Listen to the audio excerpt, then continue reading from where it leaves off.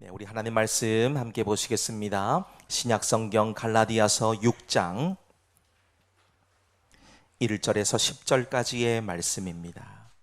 네, 다 찾으신 줄 알고 우리 한 목소리로 같이 읽도록 하겠습니다. 시작.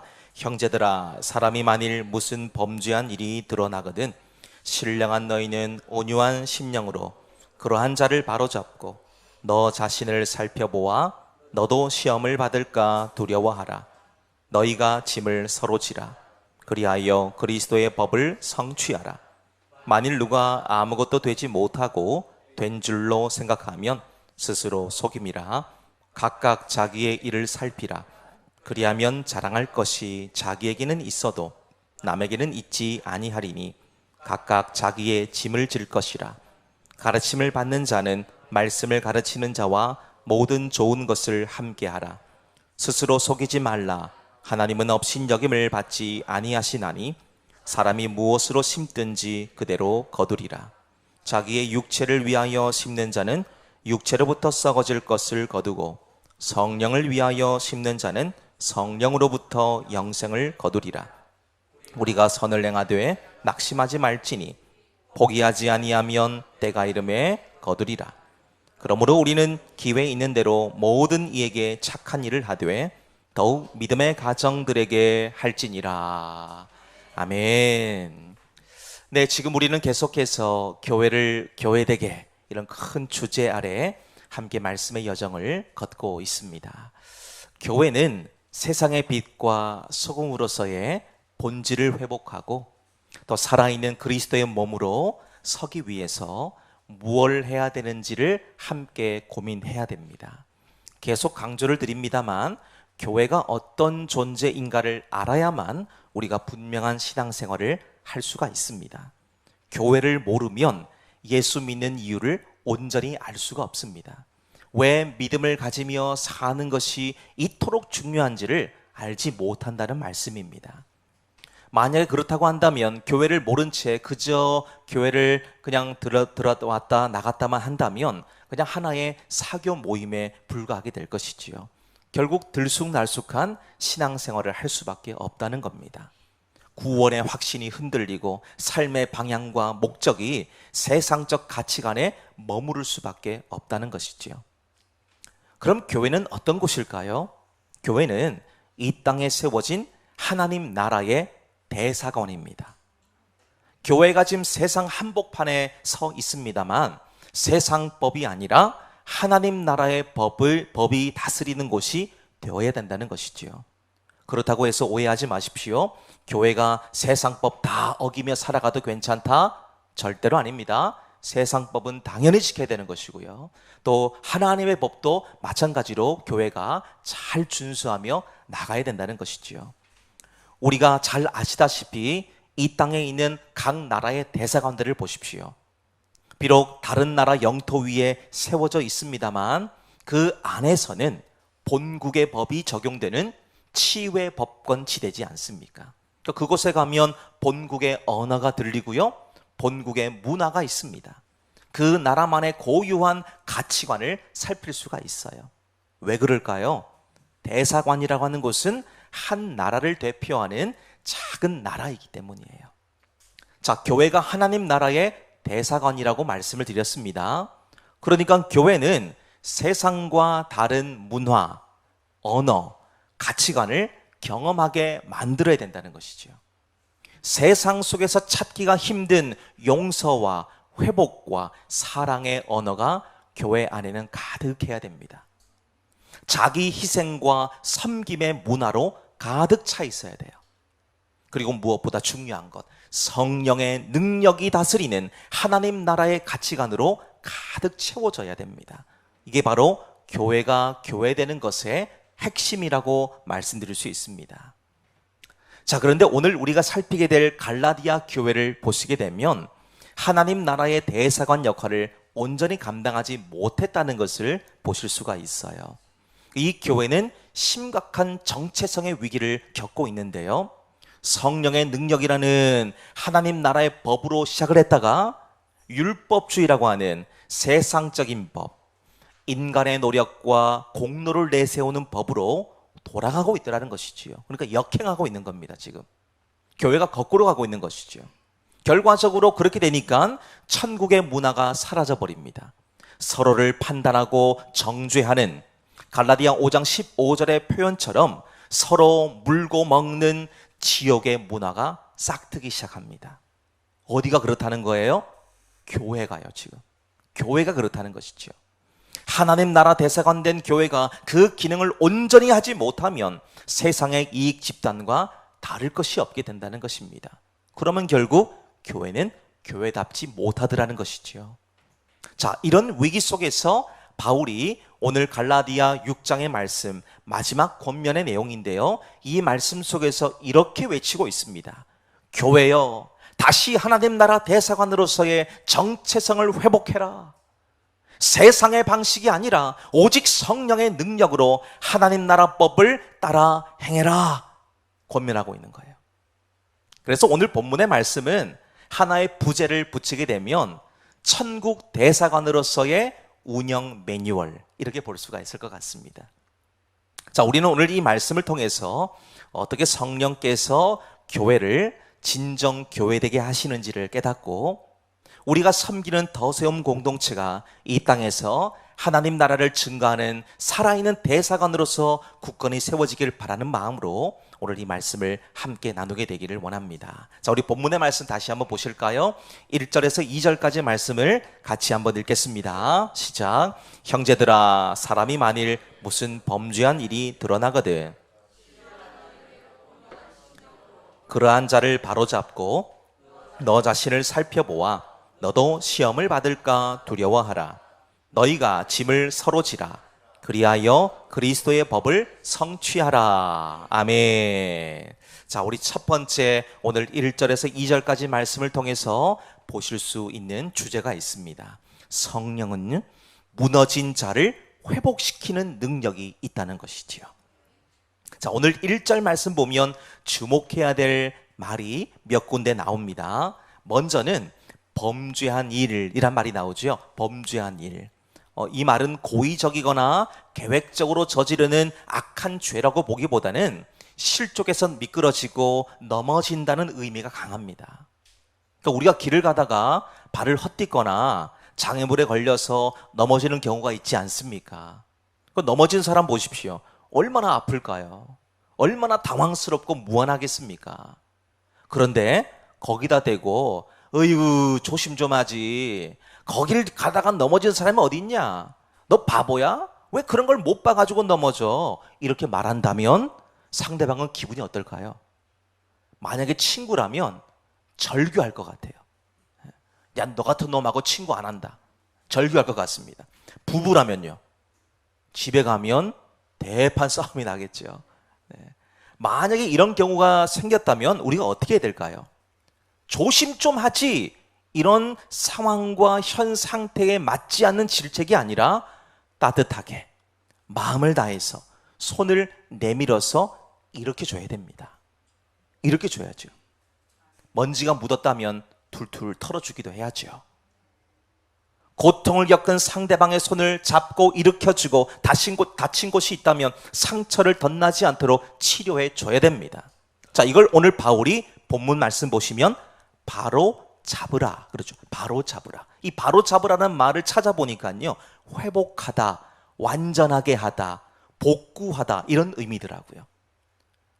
그리고 또 하나가 나오죠. 신령한 너희, 이런 말을 하고 있습니다. 여기서 말하는 너희가 누굴까요?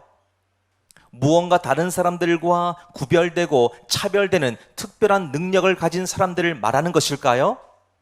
그런 의미라기보다는 앞선 5장에서 강조된 성령을 따라 행하는 사람들, 즉 다른 말로 하면 성령의 능력 안에 거하는 모든 성도들을 의미하는 거예요. 모든 성도들. 성령으로 충만함을 받아서 살아가는 사람은 율법을 가지고 있는 것처럼 정죄하고 쫓아내는 역할을 하는 것이 아니라 오늘 본문에서 바울이 얘기하고 있는 것처럼 바로잡는 역할을 한다는 겁니다. 바로잡는 것. 예수님께서 갈릴리 해변에서 제자들을 부르실 때에 그들이 뭘 하고 있었냐면 그물을 깁고 있더라 그러거든요. 여기서 그물을 깁는다라는 표현이 바로 잡는다는 말과 동일합니다. 그리고 이 표현은 부러진 뼈를 맞춘다, 이런 의학적인 용어이기도 합니다. 자, 한번 보십시오. 찢어진 그물은 고기를 잡을 수가 없잖아요. 고기가 전부 찢어진 그물 사이로 다 빠져나가 버리기 때문입니다. 또한 우리 몸을 지탱해주는 뼈가 부러져 보십시오. 아무것도 못하는 거예요. 아무리 힘을 주어도 힘이 실리지 않습니다. 이번에 제 아내가 불의의 사고로 손목이 골절되는 이런 일이 있었는데요. 그러다 보니까 이 말이 좀 더 실감이 되더라고요. 오늘 말씀을 준비하면서 그때의 상황과 환경이 생각이 나더라고요. 다친 그날에 제가 일터로 불이 나게 이제 달려갔습니다. 그러니까 팔은 붙어 있는데요. 이걸 자기 마음대로 못 하는 거예요. 분명히 붙어 있어요. 그래서 아니 이거 빨리 차를 타고 이제 병원 가자. 문을 닫아라. 그러니까 이 팔이 안 움직이는 거예요. 안 올라가는 겁니다. 그래서 힘들게, 저는 그것도 모르고 힘들게 막 이렇게 가만히 있길래 왼손으로 빨리 문 닫어 해가지고 문 닫고 차를 타고 왔는데요. 왜 그런가 봤더니만 정확하게 이 CT를 딱 찍으니까 바로 대본에 나오더라고요. 뼈가, 손목뼈가 부러지고 부서졌기 때문입니다. 그러니까 시쳇말로 팔은 붙어 있는데 아무 기능을 못 하는 거예요. 자, 이 비유를 드린 이유가 있습니다. 이처럼 공동체 안에서 죄로 인해서 넘어진 자들은 그물이 찢어지고 뼈가 부러져서 아무것도 할 수 없는 상태와 같다는 의미지요. 그러니까 얼마나 무력하고 무능합니까? 그런데 성령의 능력, 이 성령의 능력은 그물이 찢기듯이 찢긴 관계를 꿰매는 거예요. 부러진 심령에 십자가로 기둥을 세워서 아무것도 할 수 없는 무능한 상태를 다시 세우는 겁니다. 다시 맞추는 거예요. 그래서 하나님 나라의 일꾼으로서의 온전한 회복을 주시더라는 겁니다. 그 누가 합니까? 성령님이 하시는 거예요. 자, 그런데 오늘 1절 말씀 보십시오. 이 회복이 어떻게 이루어지는지를 말해주고 있죠. 온유한 심령, 이렇게 말합니다. 온유한 심령. 이 온유함은 갈라디아 5장의 말씀 보면 성령의 9가지 열매 중에 하나입니다. 근데 얼핏 온유하다라는 말이 가지고 있는 느낌을 한번 생각해 보세요. 어떤 느낌이 드시나요?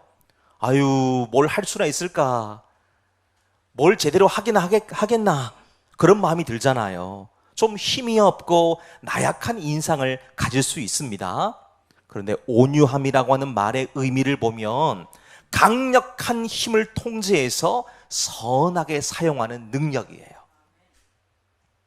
마치 잘 길들여진 명마처럼 진리라고 하는 강력한 힘을 가지고 그걸 갖고 상대방을 살리는 데에 기름칠을 한 것처럼 부드럽게 사용하게 만드는 겁니다. 그게 뭡니까? 온유함이에요. 온유함. 자, 그 온유함은 2절 말씀 보시면 서로 짐을 지게 만듭니다. 여기서 말하고 있는 짐은 먼 거리를 짊어지고 옮겨야 될 만큼 무거운 거예요. 그러니까 혼자서는 도저히 감당할 수 없을 만큼 짓눌림을 받는 것, 이것이 바로 오늘 2절 말씀에서 이야기하는 짐입니다. 짐. 오늘 이 시대를 보십시오. 저와 여러분이 살고 있는 이 시대를 보십시오. 이런 무겁고 거추장스럽고 짓눌림을 가져다 주는 짐을 한가득 안고 살아가는 사람들이 얼마나 많습니까? 고통의 연속이에요. 상처와 아픔이 겹겹이 쌓여 있습니다. 살려달라고, 도와달라고 몸부림을 치고 아우성을 쳐요. 정말 눈물 없이는 들을 수 없는 문제들, 그런 어려움들 가지고 있는 사람들이 우리 주변에 얼마나 많은지 몰라요. 사업에 실패하고 믿었던 사람으로부터 배신을 당하고 모함을 받고 그로 인해서 가족들이 해체되는 일들이 계속해서 일어나고 있습니다. 자, 이때 이 절망과 아픔 속에서 신음하고 있는 자들을 향해서 우리 역시 연약함을 가진 사람들이고 모두 다 넘어질 수 있는 가능성을 갖고 있는 존재라는 것을 잊지 않아야 됩니다. 나도 넘어질 수 있구나. 나도 실패할 수 있구나. 나도 저 상태가 될 수 있구나. 그러면서 서로가 지고 있는 그 무거운 짐을 함께 져주는 거예요. 함께. 그러니까 마태복음 22장의 말씀 보시면 이런 교훈을 하시지 않습니까? 내 이웃을 내 몸과 같이 사랑하라 그러시죠. 이건 그냥 나온 메시지가 아닙니다. 무슨 말입니까?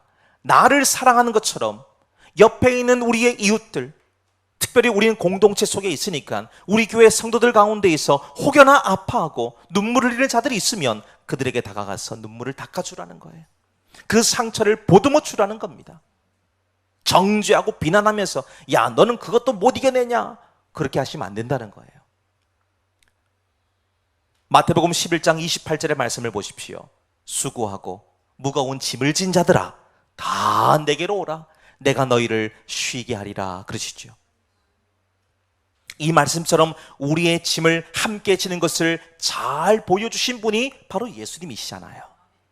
마태복음 26장을 보시면 예수님께서는 제자들 모두가 다 자기를 버리고 도망갈 것을 미리 예고하시지요. 그러니까 십자가를 지시기 전에 하셨던 겁니다. 자, 그러자 베드로가 이런 말을 하죠. 주님, 모든 사람들이 다 주님을 떠나고 버릴지라도 저는 결코 주님 떠나지 않겠습니다. 호언장담하죠. 그러니까 그 얘기를 듣고 있던 옆에 있던 제자들도 이게 아닌데? 베드로가 저 말을 하니까 나도 그러면 따라해야 되겠다. 아유, 예수님 저도 그렇게 할게요. 그 말이 나옵니다. 마태복음 26장에 보면 저희들도 죽을지언정 주님을 부인하지 않겠습니다 이렇게 고백해요. 그런데 이 호언장담은요 불과 몇 시간 만에 산산조각 나죠. 모두 다 예수님이 하셨던 말씀대로 예수님을 버리고 도망갑니다. 베드로 어땠을까요? 베드로 지가 제일 먼저 했잖아요, 그 말을. 근데 주님을 버립니다. 오히려 다른 제자들보다 훨씬 더 심각한 죄를 짓죠.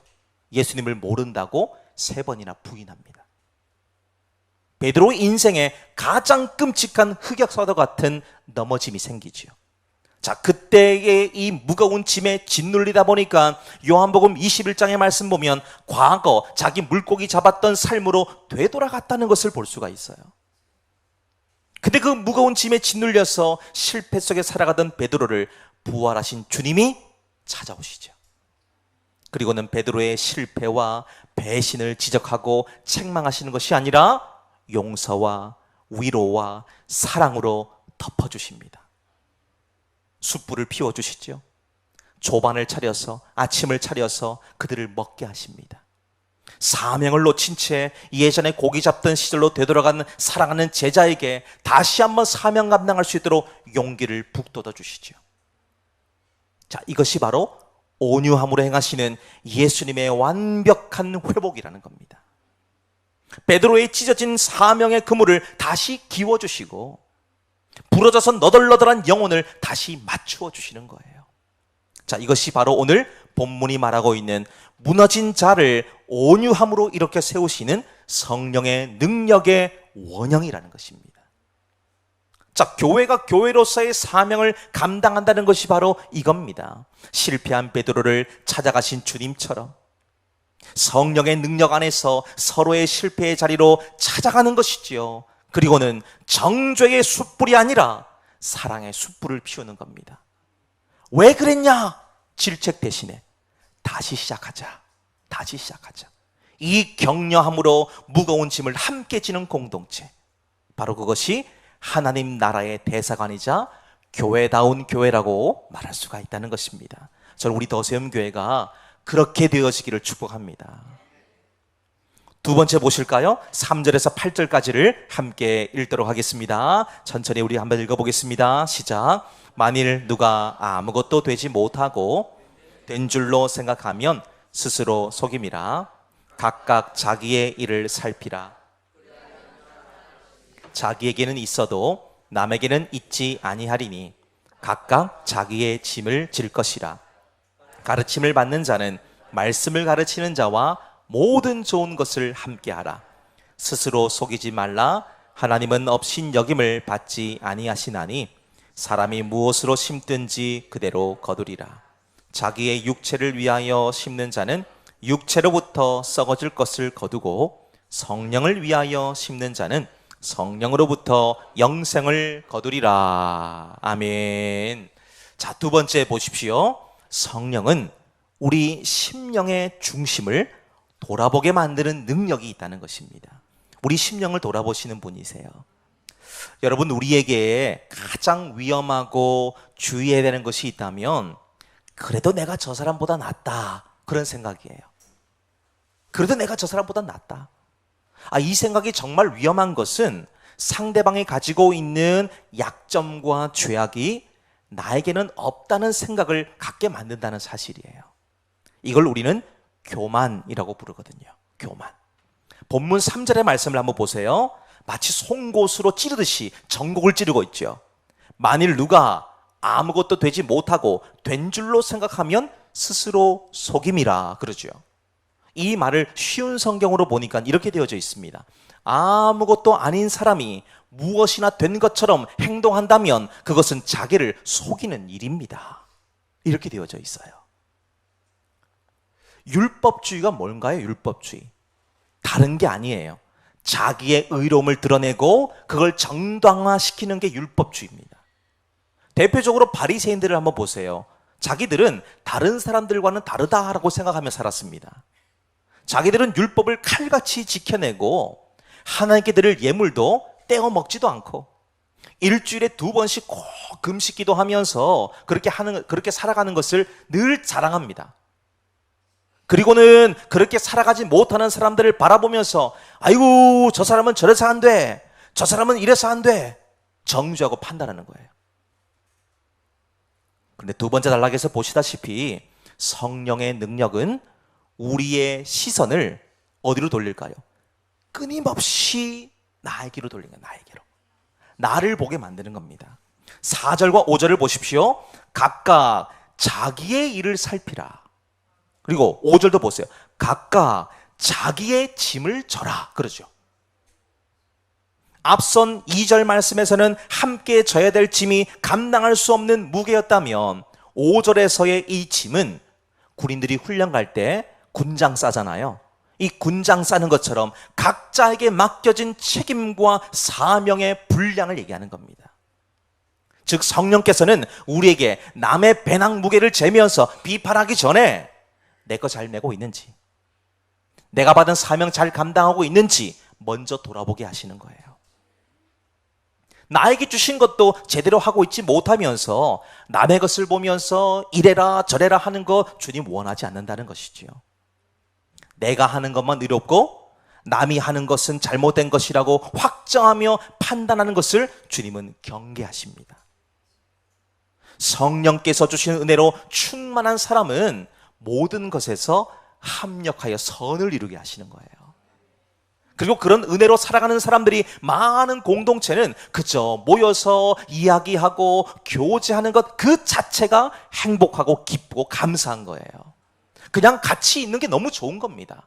옆에 분들을 보시면서 여러분들이 옆에 계시는 분이 나와 함께 있으면 내 시간과 내 환경과 같이 있을 때 기뻐해야 되는 거예요. 행복해야 되는 겁니다. 근데 옆에 있는 사람이 있으면 그냥 있을까 겁나가지고 저 사람 없으면 좋겠다 이러시면 곤란한 거예요. 자, 그런데 율법주의로 가득 차 있고 남을 정죄하고 비난하는 것에 익숙한 무리들이 많은 공동체는요, 근데 한마디로 말하면 갑갑해요.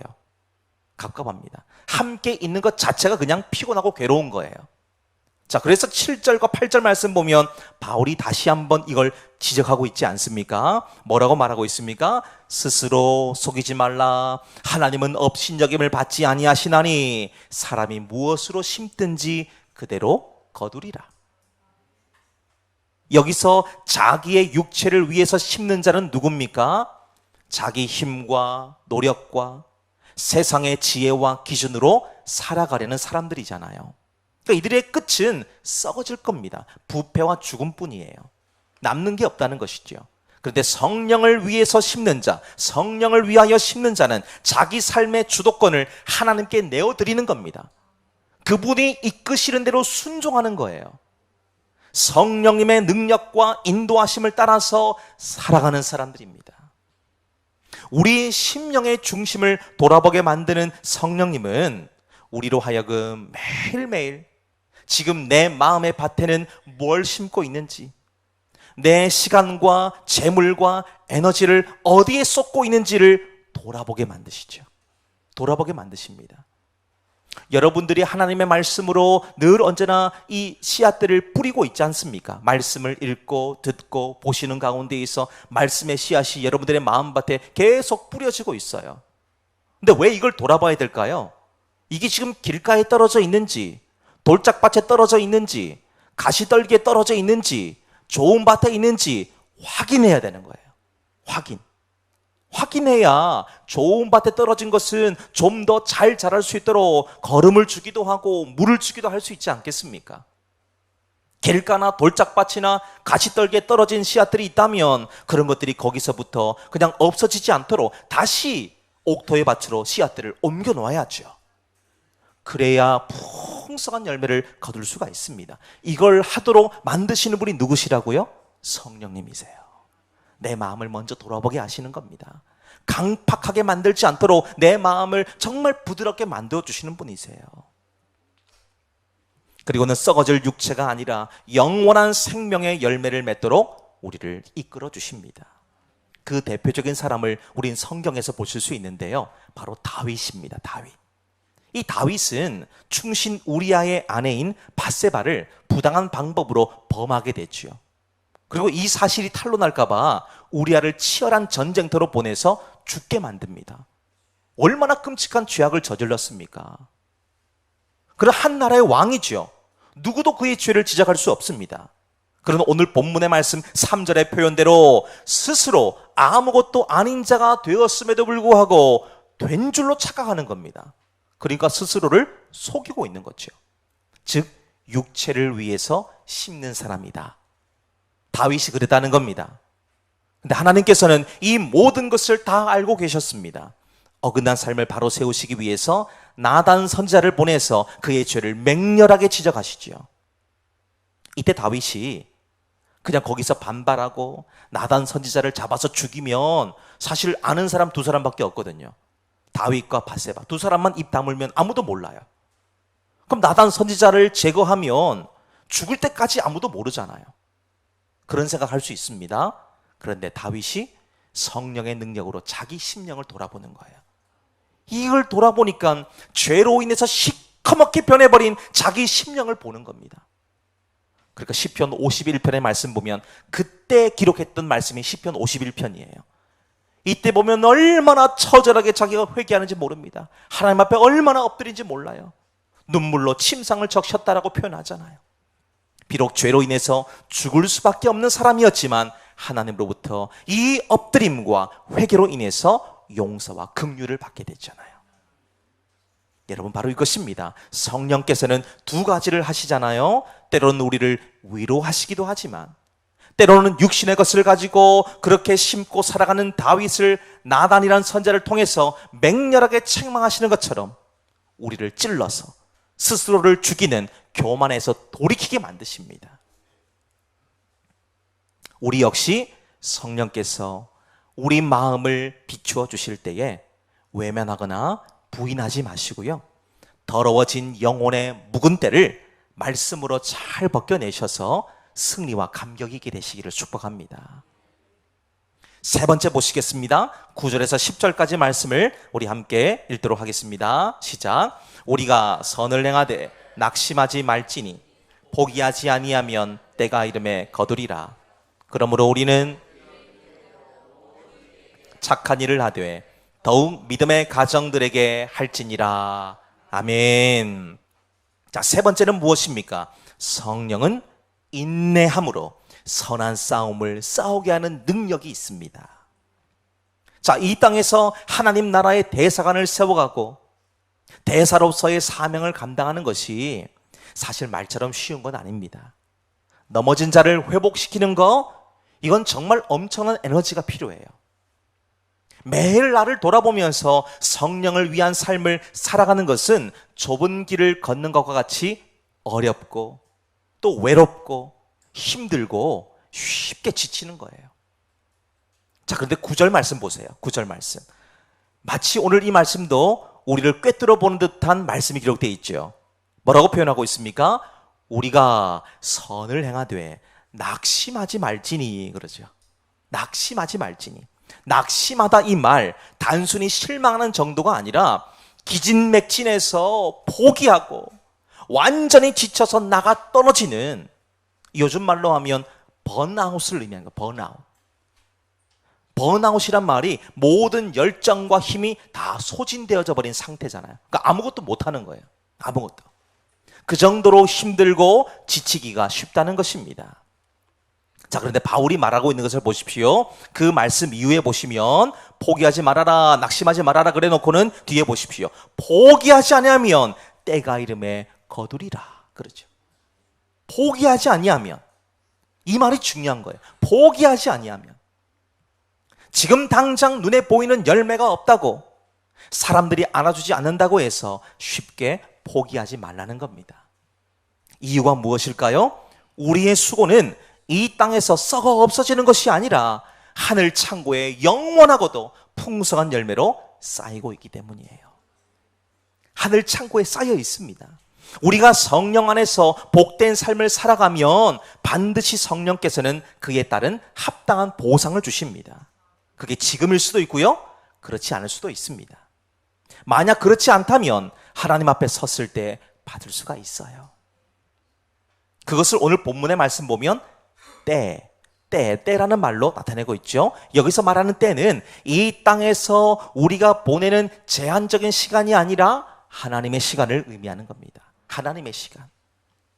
근데 1차적으로 이 때는 사람이 경험할 수 있는 가장 최고의 삶이 되게 만드는 것이지요. 요한복음 10장 10절의 말씀 보니까 내가 온 것은 양으로 생명을 얻게 하고 더 풍성히 얻게 하려는 것이라 말씀하고 있습니다. 이 말씀처럼 정죄가 아니라 사랑으로 가득 채워진 삶을 올려드리고 성령의 열매를 거두는 삶을 살아가게 될 때에 하나님의 방법과 하나님의 시간에 우리가 상상하지도 못했던 방법으로 하나름 선물을 안겨주신다는 것을 우린 기대할 수 있습니다. 그리고 성령께서는 우리에게 이 마지막 추수의 때를 바라보게 하시지요. 그래서 지극히 어려운 영적 싸움에서 인내하게 만드십니다. 그래서 오늘 우리는 이 본문의 말씀을 보시면서 이런 결론을 내릴 수 있어요. 그리고 10절 말씀 보시면 그 결론이 나오죠. 10절을 보십시오. 그러므로 무슨 말입니까? 앞서 9절까지 다 종합해서 그런 말이에요. 그러므로 우리는 기회 있는 대로 모든 이에게 착한 일을 하되 더욱 믿음의 가정들에게 할지니라 말씀합니다. 포기하고 주저앉는 것이 아니라 오히려 기회가 주어지는 대로 더 적극적으로 선을 행하라는 것이죠. 이 사랑과 선행은 교회를 통해서 먼저 드러나야 됩니다. 교회를 통해서. 왜냐하면 교회가 세상에 보여줄 수 있는 가장 강력한 복음의 증거는 화려하고 웅장한 교회 건물이나 어떤 프로그램이 아닙니다. 성도들이, 그 속에 속한 성도들이 성령의 능력 안에서 서로의 짐을 지고 서로를 회복시키고 사랑으로 섬기는 그 모습 그 자체이기 때문이에요. 사도행전 2장의 말씀 보시면 초대교회 얘기가 나오잖아요. 우리가 늘 언제나 입에서 늘 자주 얘기하는 게 있습니다. 초대교회로 돌아가자, 초대교회처럼 되자, 그런 말씀 하시잖아요. 그런데 초대교회가 왜 부흥했을까요? 부흥의 이유가 47절에 나옵니다. 그 47절에 뭐라 그러냐면 성도들이 어떻게 살아가는지를 옆에 있는 믿지 않는 사람들이 보면서 은혜받고 구원받는 거예요. 믿는 자의 수가 더하더라 그러잖아요. 그럼 누굴 봤을까요? 눈에 보이지 않는 하나님을 보는 것은 2차예요. 1차는 뭘 봤을까요? 성도들을 본 거예요. 그 초대교회에 속해 있는 성도들을 본 겁니다. 그들을 보니까 날마다 하나님을 찬미하고 날마다 성도들끼리 사랑의 교제가 넘쳐나고 서로의 짐을 지어주고 서로를 축복하고 사랑해주는 게 보이거든요. 그러니까 어디에서 이런 사랑과 섬김을 보겠습니까? 볼 수가 없으니까 교회에서만 보니까 사람들이 그 모습 보면서 아, 진짜 하나님이 계시긴 한가 보다. 아, 나도 저 공동체 들어가서 저렇게 살고 싶다. 그렇게 나오는 거예요. 이러한 인내의 원리를 우리 연약함 속에서 극적으로 보여주는 인물을 들라면 엘리야를 볼 수 있어요. 열왕기상 18장의 말씀 보면 그는 갈멜산 정상에서 바알과 아세라를 섬기는 850명의 이 선지자들, 거짓 선지자들과 영적 대결을 펼치는 하나님의 담대한 용사였지 않습니까? 이 일은 하나님의 위대하심을 온 땅에 선포해서 보여준 역사적 사건입니다. 근데 그 이유가 문제죠. 그 이유. 그가 이 위대한 승리를 거둔 후에 이세벨의 도발과 협박에 그의 마음이 완전히 무너져 내립니다. 앞서 말씀드렸던 번아웃이 온 거예요. 그 탈진한 상태에서 겨우겨우 그 목숨 부지하려고 광야로 들어가서 로뎀나무 아래에 앉아 있습니다. 그리고는 하나님께 외치죠. 하나님, 차라리 저 그냥 죽여주세요. 저 더 이상 못하겠어요. 너무너무 힘들어요. 하나님 말씀 전하고 하나님의 능력을 내가 다 사람들에게 보여줬는데, 사람들이 박수갈채를 보내고 환호를 하고 열광을 했는데 다가오는 게 뭡니까? 나를 죽이려고 하는 저 이세벨의 간악한 계략을 왜 하나님 막아주지 않으시고 왜 이렇게 방치하십니까? 차라리 그렇다고 한다면 내가 이 자리에서 말라 죽든지 굶어 죽든지 그렇게 만드십시오. 막 절규하고 있잖아요. 근데 우리 하나님이 어떻게 하셨을까요? 그래, 네 맘대로 해라. 죽든지 말든지. 그렇게 하지 않으셨어요. 우리 하나님은 엘리야를 책망하지도 않으십니다. 다그치지도 않으시죠. 그저 어루만져 주십니다. 육신의 힘을 주시려고 떡과 물을 주시죠. 그러니까 하나님은 그의 영적인 문제를 지적하시기 전에 지친 육신과 탈진한 마음을 먼저 회복시키시는 거예요. 이게 바로 온유함으로 다가오시는 성령님의 위로 방식입니다. 우리 주님이 얼마나 섬세하신 분이신지 몰라요. 저와 여러분이 아파하고 있을 때 그 아픔을 정확히 아십니다. 그리고는 필요한 것들을 우리에게 정말 시간마다 때마다 공급해 주시는 거예요. 말씀해 주시고 만져주시고 어루만져 주시고 말씀을 들려주시고 보게 하시고 하시는 거예요. 이 위로에 엘리야가 다시 힘을 얻어서 주어진 사명을 감당하는 것을 우린 성경을 통해서 보실 수가 있습니다. 사랑하는 성도 여러분, 하나님 나라의 대사로서 살아가는 그 길은 때론 우리를 로뎀나무 아래로 끌고 가요. 지치잖아요. 힘듭니다. 나 혼자서 그 일을 하는 것 같이 너무너무 괴로울 때도 있어요. 근데 기억하실 것은 바로 그 탈진의 자리, 바로 그 번아웃의 자리가 성령의 만지심과 회복을 경험하는 자리가 된다는 것이죠. 주님이 결코 우리를 외면하지 않으신다는 겁니다. 성령께서는 우리를 책망하시는 분이 아니라 우리에게 쉼과 새 힘을 주시고 우리가 혼자가 아니라는 사실을 깨닫게 하신다는 겁니다. 여러분, 혼자가 아닙니다. 성령 안에서 다시 일어나시기를 바랍니다. 그래서 포기하지 않고 선을 행함으로 마침내 하나님의 때에 풍성한 열매를 거두는 인내의 승리자들이 다 되시기를 주님의 이름으로 축복합니다.